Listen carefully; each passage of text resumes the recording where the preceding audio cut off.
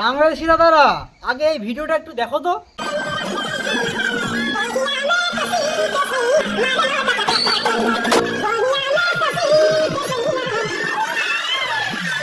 কি দাদারা কিছু বুঝতে পারছো?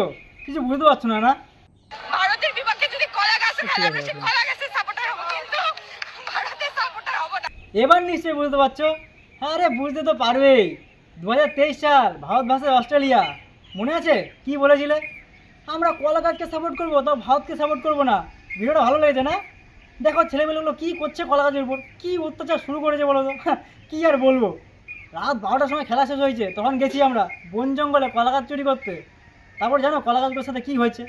কলা গাছগুলো বলছে লাফাচ্ছিলাম না, কলা গাছগুলো বলছে, আরে দাদা আমাদের উপর কেন অত্যাচার করছো? আমরা এই কিছু করেছি? এই লুঙ্গিওয়ালা সাপোর্টার্সগুলোর জন্য না মাঝখান দিয়ে আমরা ফেসে গেছি। এত ভালো একটা গাছ, এই লুঙ্গিওয়ালাগুলো সাপোর্ট করলো, আমরা ফেসে গেলাম মাঝখান দিয়ে। এই লুঙ্গিওয়ালাগুলো যাকে সাপোর্ট করে না তারাই ফেসে যায়। হ্যাঁ, মানে কি বলবো তোমাদের, তোমাদের জন্য মাঝখান দিয়ে কলা গাছগুলো বদনাম হয়ে গেল। এই জন্য বলছি কলা গাছকে বাদ দিয়ে একটা শক্তপোক্ত গাছ দেখো। আম গাছ জাম গাছ হলেই চলবে। কলা গাছ অনেক নরম হয়ে গেছে, বুঝলে তো? তোমাদের দলের মতো, তোমাদের ক্রিকেট দলের মতো পুরো নরম হয়ে গেছে কলা গাছ। ওই জন্য বলছি একটা ভালো গাছ দেখো, ঠিক আছে?